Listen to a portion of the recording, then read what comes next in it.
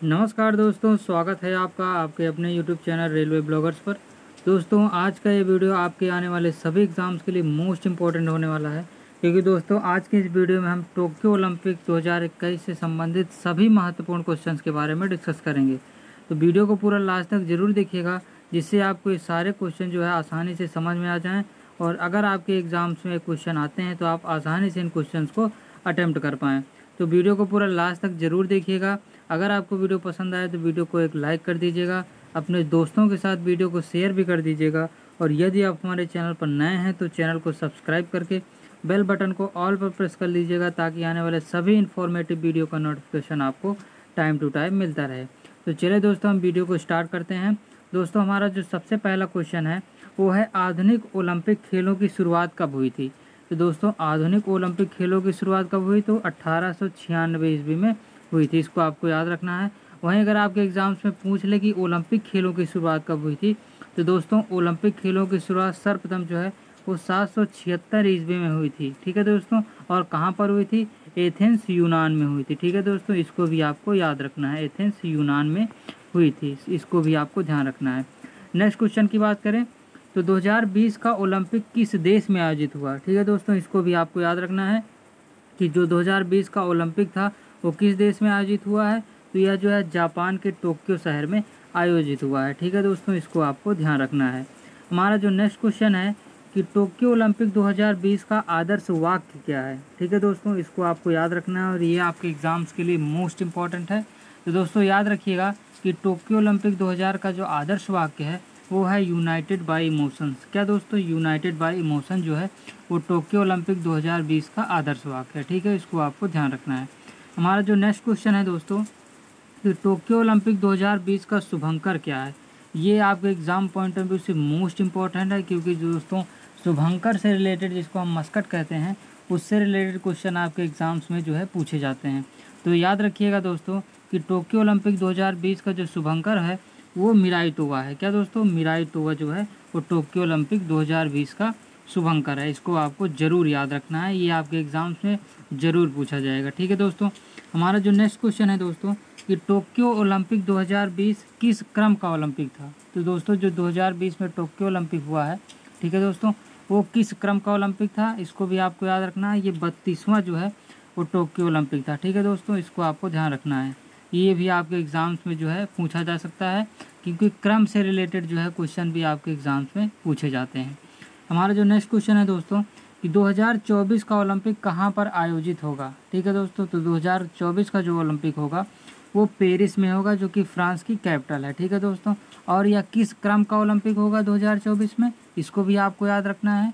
तो 2024 का जो ओलंपिक होगा वो 33वें नंबर का जो है ओलंपिक होगा, और यह पेरिस फ्रांस में आयोजित किया जाएगा। ठीक है दोस्तों जो ओलंपिक गेम्स हैं वो 4 साल के अंतराल पे होते हैं। ठीक है दोस्तों, 2020 का जो टोक्यो ओलंपिक था उसको कुछ समय के लिए स्थगित कर दिया गया था। ठीक है, इसीलिए जो है वो 2021 में इसका आयोजन किया गया। तो इसको भी आपको याद रखना है, इसमें कंफ्यूज बिल्कुल नहीं होना है।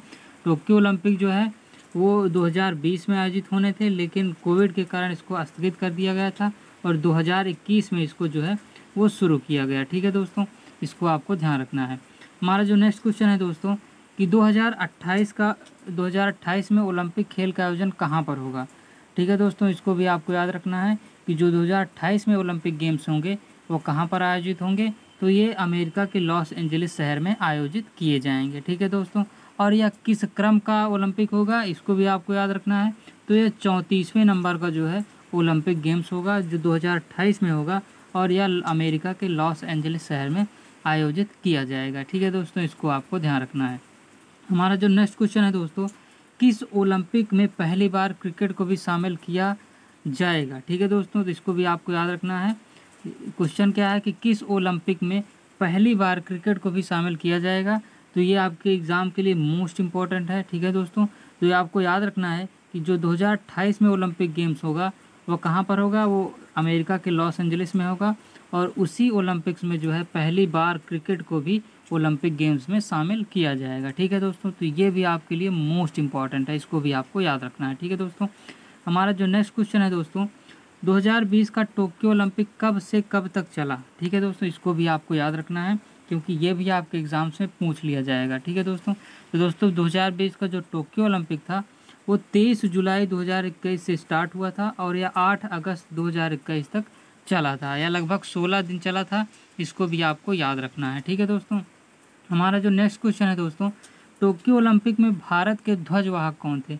ये आपके लिए मोस्ट इम्पॉर्टेंट है। ठीक है दोस्तों, इसको आपको ज़रूर याद रखना है। दोस्तों इस वीडियो में मैंने उन्हीं क्वेश्चंस को लिया है जो आपके लिए मोस्ट इम्पॉर्टेंट है और आपके एग्ज़ाम पॉइंट ऑफ व्यू से भी मोस्ट इम्पॉर्टेंट है, और ज़रूर से ज़रूर आपके एग्ज़ाम्स में क्वेश्चन पूछे जाएंगे। तो दोस्तों 2020 का जो टोक्यो ओलंपिक था उसमें भारत के जो ध्वजवाहक थे वो मैरी कॉम थे और मनप्रीत सिंह थे। ठीक है दोस्तों, मैरी कॉम जो हैं वो मणिपुर राज्य से बिलोंग करती हैं और ये एक बॉक्सर हैं। ठीक है दोस्तों। वहीं अगर हम बात करें मनप्रीत सिंह, ये इंडियन हॉकी टीम के कैप्टन हैं। ठीक है दोस्तों, और यही जो है टोक्यो ओलंपिक 2020 में भारत के ध्वजवाहक रहे थे। इसको आपको याद रखना है। दोस्तों हमारा जो नेक्स्ट क्वेश्चन है वो है टोक्यो ओलंपिक में किस देश ने सर्वाधिक मेडल जीते? ठीक है दोस्तों, ये भी आपको याद रखना है। दोस्तों टोक्यो ओलंपिक में जो है वो अमेरिका ने जो है वो सर्वाधिक मेडल जीते थे। इसको भी आपको याद रखना है। अमेरिका जो है पॉइंट्स टेबल में जो है पहले स्थान पे था। ठीक है दोस्तों, इसको भी ध्यान रखना है। अगर हम बात करें कि अमेरिका ने कुल कितने कितने मेडल जीते हैं तो इसको भी हम एक बार देख लेते हैं। तो दोस्तों अमेरिका ने जो है 39 गोल्ड मेडल जीता है, 41 सिल्वर मेडल जीता है, वहीं 33 जो है वो ब्रॉन्ज मेडल जीता है। इस तरह अमेरिका ने टोटल जो है 113 मेडल जीता है और 113 मेडल के साथ जो अमेरिका जो है वो अंक तालिका में पहले स्थान पे रहा था। ठीक है दोस्तों, इसको आपको याद रखना है। ये क्वेश्चन आपसे एग्जाम में पूछ लिया जाएगा कि टोक्यो ओलंपिक में अंक तालिका में कौन सा देश पहले स्थान पे रहा है, तो आपको याद रखना है कि अंक तालिका में जो है वो अमेरिका जो है वो 113 मेडल के साथ जो है पहले स्थान पे रहा है। ठीक है दोस्तों, हमारा जो नेक्स्ट क्वेश्चन है वो है टोक्यो ओलंपिक 2020 में कौन सा देश अंक तालिका में पहला स्थान पे रहा? जैसा कि मैंने आपको प्रीवियस क्वेश्चन में बताया कि टोक्यो ओलंपिक 2020 में जो है अमेरिका जो है वो अंक तालिका में पहले स्थान पे रहा है। इसको आपको ध्यान रखना है। दोस्तों हमारा नेक्स्ट क्वेश्चन है टोक्यो ओलंपिक में कौन सा देश दूसरे स्थान पे रहा? तो दोस्तों पहला अंक तालिका में पहला जो रैंक पर था वो अमेरिका था। दूसरा रैंक भी आपको याद रखना है क्योंकि दूसरा रैंक भी आपके एग्ज़ाम्स में पूछ सकता है। तो दोस्तों टोक्यो ओलंपिक में जो दूसरे स्थान पे रहा था वो चीन रहा था। ठीक है दोस्तों, अगर हम बात करें चीन ने कुल कितने कितने मेडल जीते हैं तो इसको भी आप देख लीजिएगा कि चीन ने जो है वो टोक्यो ओलंपिक में कुल 38 गोल्ड मेडल जीते हैं, 32 सिल्वर मेडल जीते हैं, वहीं 18 ब्रॉन्ज मेडल जीते हैं। इस तरह चाइना ने टोटल जो मेडल जीते हैं वो 88 मेडल जीते हैं और 88 मेडल जीतने के साथ ही चाइना जो है वो टोक्यो ओलंपिक की अंक तालिका में दूसरे स्थान पर रहा है। इसको आपको ध्यान रखना है। हमारा जो नेक्स्ट क्वेश्चन है दोस्तों, टोक्यो ओलंपिक 2020 में भारत अंक तालिका में किस स्थान पर रहा? ये क्वेश्चन आपके लिए मोस्ट इम्पोर्टेंट है क्योंकि आपके एग्ज़ाम्स में भारत की रैंक जो है पूछा जा सकता है। तो दोस्तों आपको याद रखना है कि टोक्यो ओलंपिक 2020 में जो है भारत जो है वो अंक तालिका में 48वें स्थान पे रहा है। ठीक है दोस्तों, इसको आपको ध्यान रखना है। वहीं आपको ये भी ध्यान रखना है कि तीसरे स्थान पर कौन सा देश रहा है। तो पहले स्थान पे अमेरिका रहा है, दूसरे स्थान पे चाइना रहा है और तीसरे स्थान पे जो देश रहा है वो जापान रहा है। ठीक है, और भारत जो है वो 48वें स्थान पे रहा है। इसको आपको ध्यान रखना है। हमारा नेक्स्ट क्वेश्चन है कि टोक्यो ओलंपिक में भारत के लिए पहला गोल्ड मेडल किसने जीता? तो दोस्तों आपको याद रखना है कि टोक्यो ओलंपिक में भारत के लिए पहला गोल्ड मेडल जो जीता है वो नीरज चोपड़ा ने जीता है। ठीक है दोस्तों, किसने? नीरज चोपड़ा ने टोक्यो ओलंपिक में भारत के लिए पहला गोल्ड मेडल जीता है। इसको आपको याद रखना है। हमारा जो नेक्स्ट क्वेश्चन है, नीरज चोपड़ा किस खेल से संबंधित है? यह भी क्वेश्चन आपके एग्ज़ाम से पूछा जाएगा। तो दोस्तों आपको याद रखना है कि नीरज चोपड़ा जो हैं वो भाला फेंक खेल से संबंधित है, जिसको जेवलिन थ्रो भी कहते हैं, और इसी में जो है नीरज चोपड़ा ने जो है भारत के लिए पहला गोल्ड मेडल भी जीता है। इसको आपको याद रखना है। हमारा जो नेक्स्ट क्वेश्चन है वो है नीरज चोपड़ा किस राज्य से संबंधित है? तो दोस्तों ये भी आपको याद रखना है क्योंकि खिलाड़ी के स्टेट से रिलेटेड क्वेश्चन भी आपके एग्ज़ाम से पूछे जाते हैं कि ये खिलाड़ी किस राज्य से संबंधित है। तो इसको भी आपको याद रखना है कि नीरज चोपड़ा जो है वो हरियाणा राज्य से बिलोंग करते हैं। ठीक है दोस्तों, और ये जो है भाला फेंक खिलाड़ी हैं और इन्होंने जो है वो टोक्यो ओलंपिक 2020 में भारत के लिए पहला गोल्ड मेडल जीता है। इसको भी आपको याद रखना है। ठीक है दोस्तों, हमारा नेक्स्ट क्वेश्चन है दोस्तों टोक्यो ओलंपिक के भाला फेंक प्रतिस्पर्धा में नीरज चोपड़ा ने कितने मीटर भाला फेंका? तो इसको भी आपको याद रखना है कि टोक्यो ओलंपिक के भाला फेंक प्रतिस्पर्धा में नीरज चोपड़ा ने जो है वो 87.58 मीटर जो है भाला फेंक कर जो है वो गोल्ड मेडल जीता। ठीक है दोस्तों, इसको भी आपको याद रखना है, ये भी आपके एग्जाम्स में ज़रूर से ज़रूर पूछा जाएगा। ठीक है दोस्तों, हमारा जो नेक्स्ट क्वेश्चन है दोस्तों, टोक्यो ओलंपिक में भारत के लिए पहला मेडल किसने जीता है? तो इसको भी आपको याद रखना है, क्योंकि भारत के लिए पहला गोल्ड मेडल तो किसने जीता? तो नीरज चोपड़ा ने जीता। लेकिन टोक्यो ओलंपिक में जो भारत के लिए पहला मेडल किसने जीता?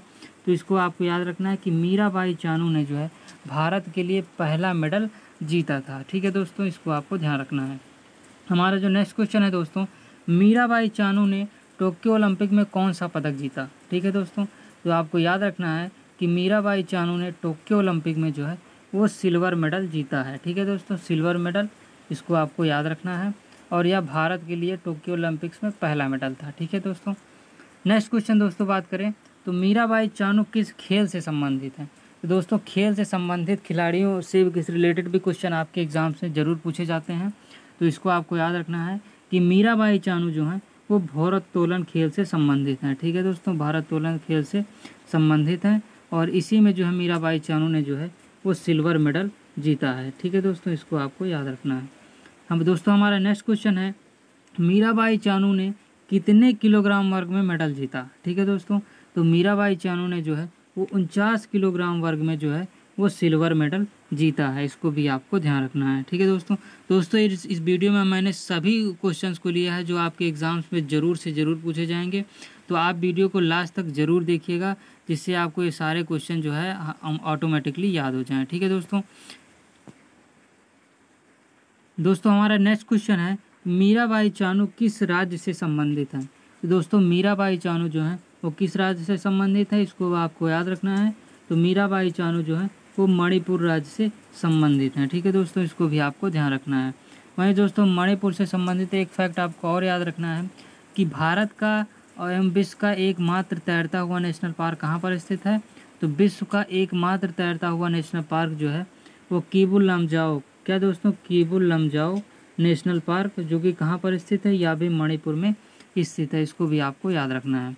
दोस्तों हमारा नेक्स्ट क्वेश्चन है, टोक्यो ओलंपिक में लवलीना बोरगोहेन ने कौन सा पदक जीता? तो दोस्तों टोक्यो ओलंपिक में लवलीना बोरगोहेन ने जो है वो ब्रॉन्ज मेडल जीता है। ठीक है दोस्तों, कौन सा मेडल? ब्रॉन्ज मेडल जीता है। इसको भी आपको याद रखना है। हमारा नेक्स्ट क्वेश्चन है दोस्तों, लवलीना ने किस खेल से संबंधित है? दोस्तों लवलीना जो है वो किस खेल से संबंधित है? इसको भी आपको याद रखना है। तो दोस्तों लवलीना जो है वो मुक्केबाजी से संबंधित है, यानी कि बॉक्सिंग से संबंधित हैं। इसको आपको याद रखना है। ठीक है दोस्तों, ये भी आपके एग्जाम से ज़रूर पूछा जाएगा। नेक्स्ट क्वेश्चन है दोस्तों, लवलीना बोरगोहेन किस राज्य से संबंधित हैं? तो दोस्तों लवलीना बोरगोहेन जो है वो असम राज्य से संबंधित हैं। इसको भी आपको याद रखना है। और वहीं अगर हम बात करें कि जो है काजीरंगा नेशनल पार्क कहाँ पर स्थित है? तो दोस्तों काजीरंगा नेशनल पार्क यह भी असम में स्थित है, जो कि एक सींग वाले गेंडे के लिए प्रसिद्ध है। तो इसको भी आपको याद रखना है। हमारा नेक्स्ट क्वेश्चन है दोस्तों, टोक्यो ओलंपिक में पीवी सिंधु ने कौन सा पदक जीता? तो दोस्तों टोक्यो ओलंपिक में पीवी सिंधु द्वारा जो है वो कांस्य पदक जीता गया, यानी कि ब्रॉन्ज मेडल। ठीक है दोस्तों, इसको भी आपको याद रखना है। पीवी सिंधु ने जो है टोक्यो ओलंपिक में जो है वो कांस्य पदक जीता है। ठीक है दोस्तों, हमारा नेक्स्ट क्वेश्चन है दोस्तों, पीवी सिंधु किस भारतीय राज्य से संबंधित हैं? तो दोस्तों आपको ये भी याद रखना है कि पीवी सिंधु जो है वो आंध्र प्रदेश राज्य से संबंधित है, यानी कि पीवी सिंधु आंध्र प्रदेश राज्य से बिलोंग्स करती हैं। ठीक है दोस्तों, इसको भी आपको याद रखना है। हमारा नेक्स्ट क्वेश्चन है दोस्तों, पीवी सिंधु किस खेल से संबंधित हैं? तो दोस्तों आपको पता ही होगा कि पीवी सिंधु जो है वो बैडमिंटन खेल से संबंधित हैं, और बैडमिंटन खेल में ही पीवी सिंधु ने जो है वो ब्रॉन्ज मेडल जीता है। ठीक है दोस्तों, ब्रॉन्ज मेडल जीता है। इसको आपको याद रखना है। ये क्वेश्चन आपके एग्जाम्स में जो है 100% पूछा जाएगा। ठीक है दोस्तों, तो इस क्वेश्चन को आप पूरा ज़रूर ध्यान रखिएगा। हमारा नेक्स्ट क्वेश्चन है दोस्तों, टोक्यो ओलंपिक में भारतीय हॉकी टीम ने कौन सा पदक जीता? तो दोस्तों टोक्यो ओलंपिक 2020 में भारतीय हॉकी टीम ने जो है वो कांस्य पदक जीता, यानी कि ब्रॉन्ज मेडल। ठीक है दोस्तों, इसको भी आपको याद रखना है, ब्रॉन्ज मेडल जीता।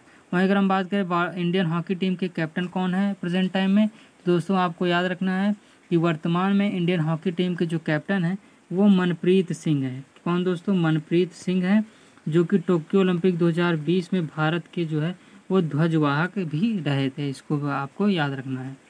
नेक्स्ट क्वेश्चन है हमारा, टोक्यो ओलंपिक में भारतीय महिला हॉकी टीम ने कौन सा पदक जीता? दोस्तों टोक्यो ओलंपिक में भारतीय महिला हॉकी टीम ने जो है वो कोई भी मेडल नहीं जीता है। हालांकि हमारी इंडियन वुमेन टीम का जो प्रदर्शन रहा है वो बहुत ही सराहनीय रहा है।